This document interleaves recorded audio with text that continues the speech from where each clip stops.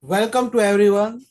This is Nikhil Sablania from New Delhi, and I have with me Professor Amrit Rawal, also from New Delhi. Welcome to you, sir. Today we are going to talk about the issue which is very important not only for the region of Indian subcontinent but also for the world. It's the issue of the radical Islamization, the radical Islam. I would say like what they say is Islamic revolution, but this radicalization of Islam in Bangladesh.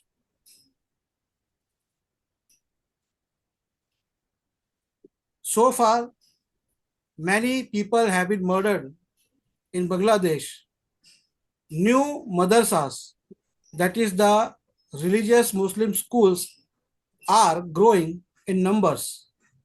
Aid is coming from the Muslim countries like Saudi Arabia, and the destabilization of the present government has been seen as an act of interference from Pakistan.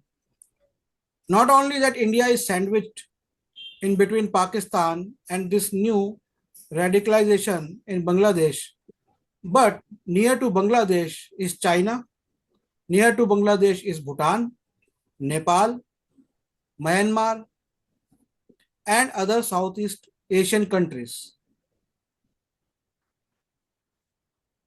What do you think about this, sir? About this new progress about radicalization of Islam going on in Bangladesh? Actually, thank you very much for inviting me to your channel to speak on this topic. Actually, we are all, suffering from the impact of the partition which happened in 1947. Mr. Jinnah, he talked of two nation theory, and the general of Pakistan has also again talked of two nation theory. He has repeated what Sir Syed Ahmad Khan said in the 19th century. He also said that Hindus and Muslims are two separate nations, and that is why this was created. Pakistan was created. Now the same radicalization is happening in Bangladesh.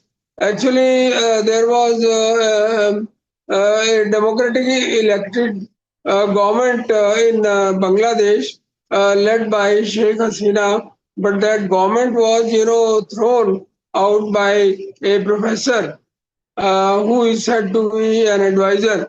Now, what kind of a professor is he who does not look to reason? I mean, radicalization is not a step which is good for the country, for Bangladesh. Now, that professor, he accused Mrs. Sheikh Hasina that she was, being very dictatorial and all that. So this is a worldwide phenomenon. Actually, when people from Syria and other countries went to Europe, there also I said that they should not be allowed entry because they will cause trouble. It was not they were not refugees; they were invaders without arms. Now they get arms and women there also. They marry the local woman and then they start, all kinds of trouble in the Western Europe and other countries.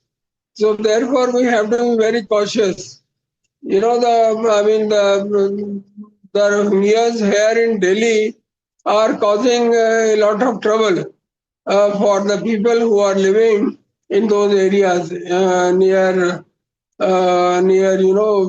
Badarpur border and near Apollo Hospital. There is a friend of mine who stays there, and he says that these people come and sometimes they puncture our scooters which are parked on the road in the street, and then they also cut off the telephone wires, and sometimes they sell the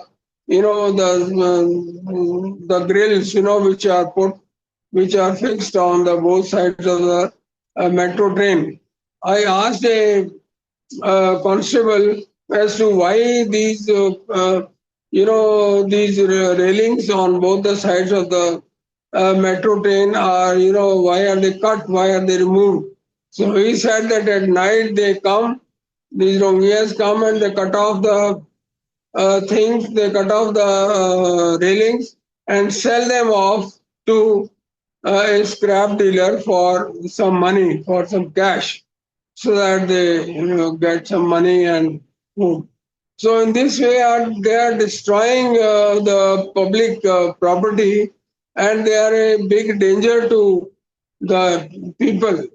And this is happening worldwide. It's not only in India or in Delhi or in Bangladesh. It's happening in London also, and in other parts of the world also.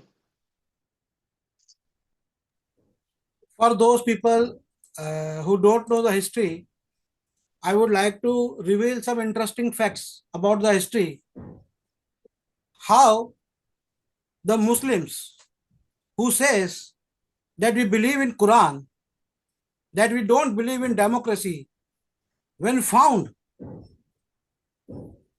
the same democracy which is governed by the number of people, the majority rule, took advantage of the same democratic values. Now, why I am telling this to the world, that you must understand this duality of the nature among the Muslims, how they parted a country which gave them a land to survive to the people who came from the desert area. They divided this country. After years of toil, this country was united in 1947. Those same people who says that we believe in Quran, we believe in Sharia, how they took advantage of the democratic values. And now the European countries, America, Australia, they must listen to it. I have a chart with me. Two charts are there. Look at this figure. This is a 1931 census of India. The figure is from one of the states, Bengal, which has 54.9% population of Muslims. So almost just 5% of Muslims were more. And then there is another figure from another state, a province, Bengal, which has 56.5%. So just 6.5% more population of Muslims than others. These two provinces got divided for just 5% population. And this Dr. Ambedkar has written in his book that it is a policy in Islam that unless you are having a lesser number of population, you did everything for jihad. That is to make that country an Islamic state. This India has seen just 5% population above the remaining population. What would happen to the world? Because the world is following democracy. Democracy means the number games. Suppose if there are just 5% Muslims more in Germany, more in Britain, more in America, more in Poland, more in Russia, more in China, what future do you think, Professor Amrit Lal Rawal? I want to ask you, what is the future of these countries? You see, the population of Sialkot district, which is now in Pakistan, it was 80% Hindus and 20% Muslims. So it was decided that elections would be held, that a referendum would be held, and when the people, were to go, when Hindus had to go, they did not go to vote. They thought that we are 80% and we will go to India. So the Muslims came early in the morning. They crowded all the voting centers, and when their voting was complete, then they started, creating problems. There was a disturbance, and Hindus, they could not go, even they wanted to go, so they did not go to vote. So ultimately, by voting, it was decided that Sialkot district would go to Pakistan, even though the Hindus were 80% at that time. Similarly, in 1930, Muslim League held a meeting in Karachi, and they said that they decided that what Hitler has done to the Jews, we Muslims should also do to the Hindus. And next year, Kohat district was, it was attacked and it was cleaned of all Hindus. So this is their way of doing things. This is their direct action. So direct action also means that you kill people, terrorize people so that they go away. Now this is what happened in Lebanon also. Lebanon was a beautiful Christian country. It had very liberal values, democratic values. So the people who came from Arabia, they took advantage of the liberal values, and then slowly they converted a beautiful Christian country into a Muslim country, and now it is being ruled, by Hezbollah, which is an organization supported by Iran. So in this way, I mean, this is expansionism. I mean, they don't allow others to lead the life which they want to live. I have read the Holy Quran thrice. I have also read Hadith, but there is nowhere, it is said that, that you kill others or things like that. So, democracy and Islam, they are not compatible with each other. This is what Islamic scholars have also said. In the month of April, the general of Pakistan, Mr. Munir, General Munir also delivered the same speech that we are two different nations, we cannot live together. And Jinnah also said the same thing. Although Jinnah himself was a beef, he was a pork eater. He used to eat pork, and he was not considered to be a Muslim even. He was, purely European. But when it came to his knowledge that if he divided the country between Hindus and Muslims, then they would be able to, he will be able to become the Qaid-e-Azam of Pakistan. So it was mostly his personal desire to become Qaid-e-Azam, because his doctor had told him that he had only 1 year and a half to live, because he was a TB patient. He also smoked heavily. He was a chain smoker, and he also, had asthma. He was asthmatic also and a TB patient. So he had told him that he will live only for 1.5 years. So Jinnah told his doctor that this secret should not be divulged to his enemies, his political enemies. And if it had been divulged to Gandhi and Jinnah and Jawaharlal Nehru and others, then perhaps, this partition might not have taken place, because then other things might have happened. But coming to the present situation of Bangladesh, I was watching an interview of a poor girl from Bangladesh who has come from Myanmar. Now, what happened in Myanmar, in Burma? They raised a jihad over there, and after they raised a jihad, the aboriginals of Myanmar, they retaliated, and then things happened bad. Of course, when there is a quarrel, then army has to be called, because the jihadis from that side, from the Muslim sides, were continuously fighting. The Burmese people had to get them away, and then they took refuge in the Bangladesh. Rohingya stands for Bangladesh. Rohingya Muslim is Bangladesh Muslim who came from Bangladesh. But the problem is there are millions of Bangladesh in Bangladesh. These Muslims are there. along with the increasing population of Bangladesh, and I'm not blaming only Bangladesh, I would also say same thing is in India, that population is increasing. Population of the Indian side of Bengal, that is West Bengal, has been also tremendously increased. And same in the Bangladesh, United Nations is trying to educate the people over there. It's a poverty stricken place. Somehow nature is helpful to them. There's an abundant amount of water and the soil is fertile. So they are saved, at least they don't have to die of hunger.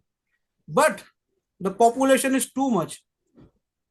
But during all these years, if you look at the history of Bangladesh, the present interim government, the person who is running that, he has been awarded by American award. Recently, India had some dispute with Pakistan, and now America has called the general of Pakistan. Trump met him, and two important seats on anti-terrorism has been provided to Pakistan in the Security Council. Two important chairs have been given in to him, one as a vice and another as the head. Somewhere it is USA's interest that it wants to stop the progress of India. Saudi Arabia is also an ally of United States. It's helping the Islamists and the other refugees in the Bangladesh. So don't you think that world must unite against all these things which are happening in the Security Council and against USA on this issue, that why you are interfering in these regions? Actually, you see, the government of Sheikh Hasina was thrown out in a similar manner, just as the government of Imran Khan was thrown out from Pakistan.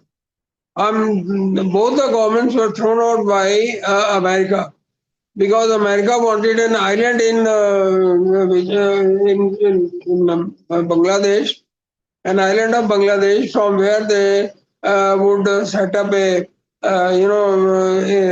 military base, and then they would keep an eye on China and also on India. So, USA does not want India to rise. Therefore, it has invited the general of Pakistan and feasted him. So it was quite unfortunate that a country which claims to be a democratic country, the largest democratic and oldest democracy of the world, it is interfering in the internal affairs of India, which is also the largest country of the world. Now, they don't seem to have any principles. I mean, on the one hand, you praise democracy; on the other hand, you support dictatorship. Now, who knows that tomorrow, again, a dictator may come to Pakistan to rule over it and then cause trouble for India and others.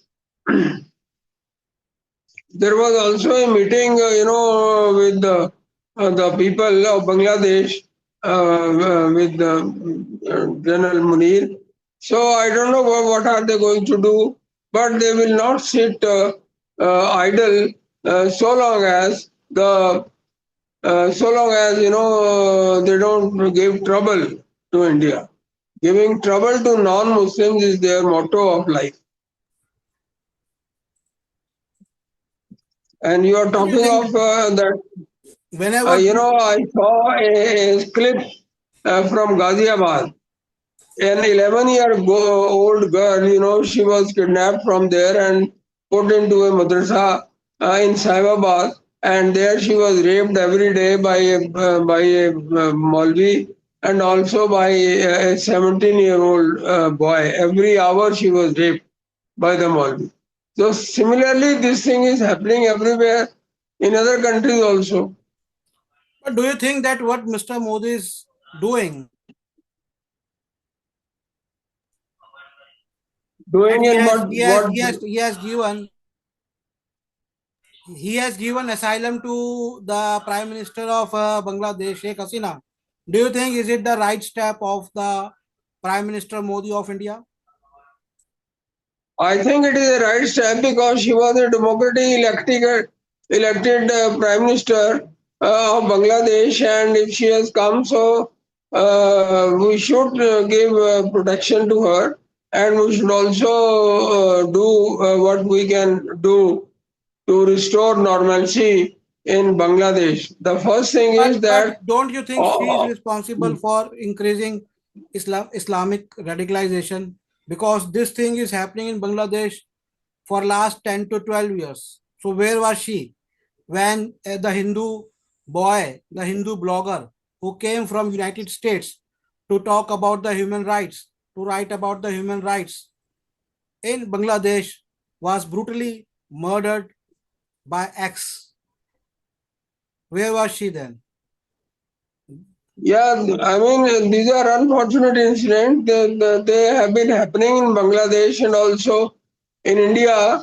And if you go around in Connaught Place, and there also you will hear something or the other against the Hindus. But You know, isn't Mr. Prime Minister of India, Mr. Modi, is more concerned about selling electricity, expensive electricity to Bangladesh and businesses which are run by Adani Group, which are his dear groups, his dear capitalists, because he has come from a party which talks about the Islamic radicalization, and now he is supporting a prime minister from a country in the neighbor of India, which is growing Islamic radicals at a very large number, which are going to be a difficulty for India.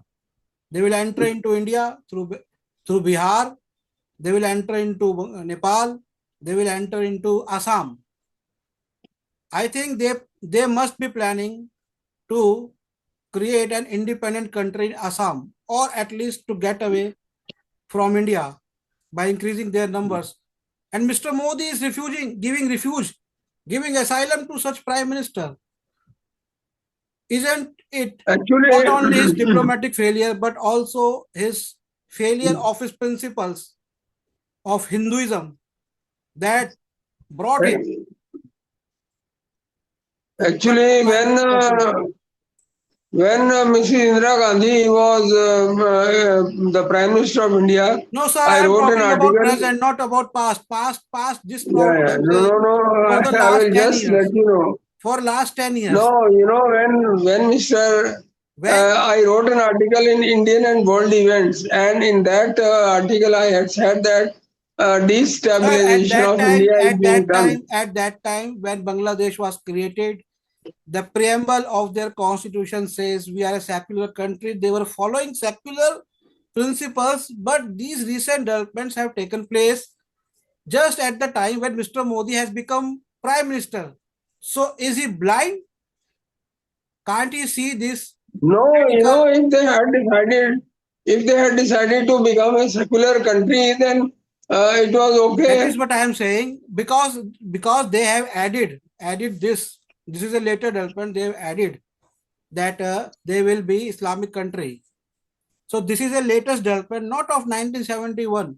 This is the development of the recent years when Mr. Modi was active, when he was chief minister of Gujarat, when he became prime minister of India.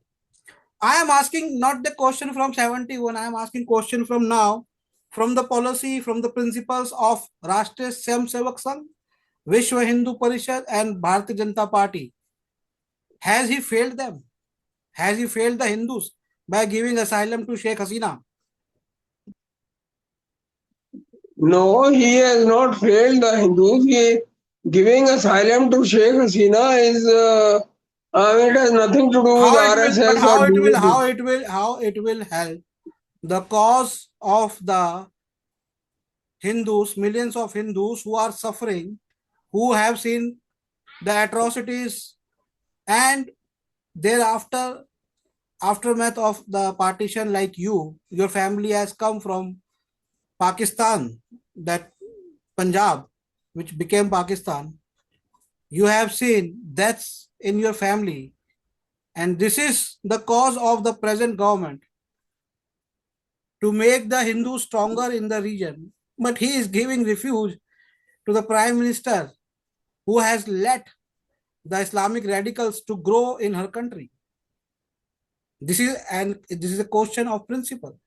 Has he failed over the principle of Hinduism? No, I don't think he has failed. Actually, there are so many organizations, but I mean, the entry of Sheikh Hasina to India has nothing to do with RSS or BJP or anyone else. It So was why an didn't he let emergency. her? Why didn't he let her go somewhere else or to let her stay in Bangladesh? Why? What is his No, interest the in her? What is thing. his special interest in her? It is a No, country I don't it know is a if he country has which has any. killed millions of Hindus. It is a country which has killed millions of Hindus. Yes, Now, what yes. interest he has in Sheikh Hasina? No, Sheikh Hasina, I mean, she was democratically elected Don't and you she think was the a friendly message is prime coming from minister to Mr. India. Modi? Message is coming from Modi. Let them kill the Hindus. I will give asylum to their head. Let them kill Hindus in Bangladesh. He doesn't care about Hindus.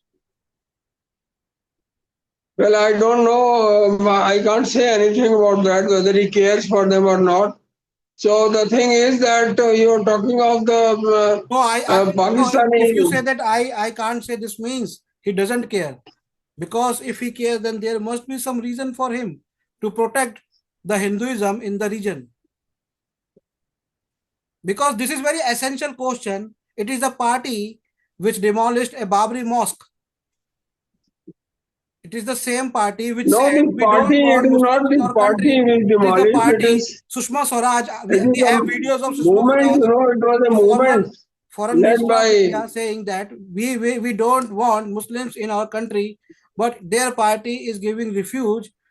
Their party is supporting. I would say they are supporting because if it grows, the growth of the Bangladesh means the growth of Islamic radicalization, and then other millions of Hindus would be murdered. I give you an example from a documentary which is made by the German government.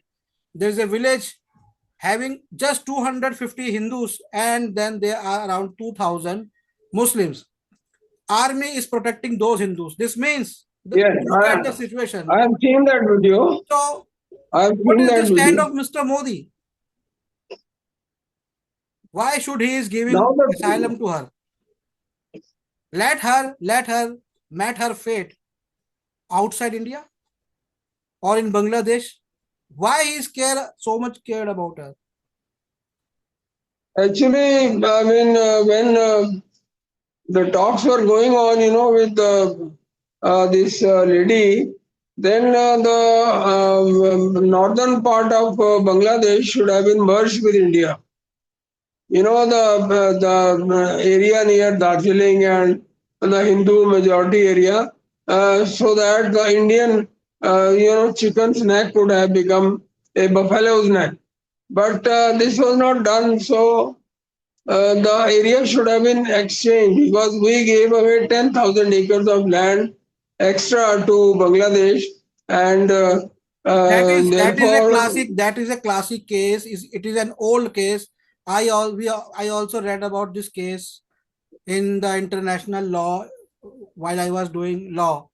But this case is like a we have given them some territory, we have taken them some territory, and then there are some other treaties. But everybody has given territory. Nehru yeah, gave, yeah, they and have also Indira given. Gandhi also gave Kacha Timu, That is what I am saying. and others That is what I also. am saying is Mr. Modi is correcting what has happened in the past. No, at that time I had said that we should exchange, the territory. When we were giving away our estates to them, we should have also taken some land in North Bangladesh, so that our chicken's neck would have been widened. But I am too small a man to matter. Therefore, nobody listened to me. Although I know that my messages, were recorded and they were sent to the people concerned. I used to ask this question to IAS students, those who came for mock interviews. Should we not have, exchanged land also with Bangladesh? How do you see the future of the poor Muslims in Bangladesh who are sandwiched in between this Islamic radicalization and then these politicians? You see, it depends upon them. It depends on the poor Muslims to protect themselves against any onslaught. I mean, nobody can force them to be radicals. That is the thing.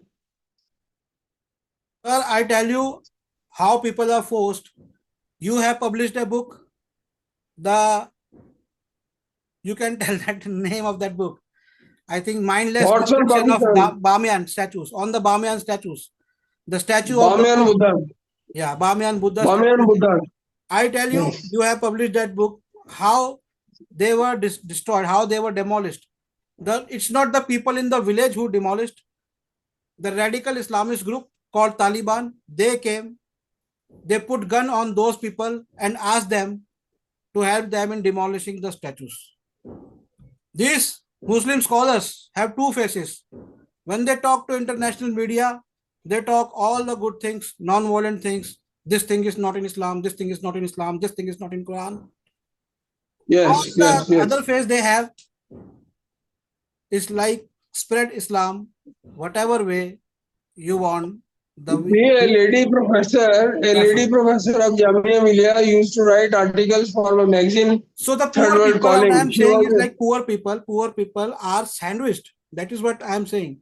They are pushed, even if they are poor Muslims, even if they don't want to do some things. But if there's a gun hanging on your head, what would you do? That is what I am saying. That a lady wrote the articles for my magazine. She was a professor of Persian in Jamia Millia, and the professor and the vice chancellor of Jamia Millia summoned her, and he said that you have married a Hindu, therefore Jamaat Islami would cut my throat. So you better resign. So she resigned, and she saved the life of the vice chancellor. So can you believe that highly placed people, highly educated people behave in such a manner? Then you can very well imagine the plight of the poor Muslims. Right. So she had to. Even the world media and Europeans, they talk about lot about the people in Gaza. However, the another group in Gaza, they also raised a war against Islam. But the people in Bangladesh, the poor people, the poor Muslims in Bangladesh, I think they need more help from the developed countries. They are not fighting, they are not bombarding, they are not using missiles. But if they are let free to go into the hands of Islamic radical scholars, they will be part of their 1400-year-old army of jihadis against the whole world. This the world must think about, I think. So, any last word you would like to say, sir? No, I only wish the best of luck to all the people in the world. The luck comes to the people who works for the luck, I think. So, thank you very much, sir. I hope our message is clear. People would Yes, understand this situation which is taking place in Bangladesh, to recognize this situation and to support them, the poor Muslim Bangladeshi people. Thank you very much, sir. This was Professor thank you. Amrit Rawal, and I'm Nikhil Sablania from New Delhi, talking on the ongoing political crisis in Bangladesh. Thank you very much for watching it. Thank you.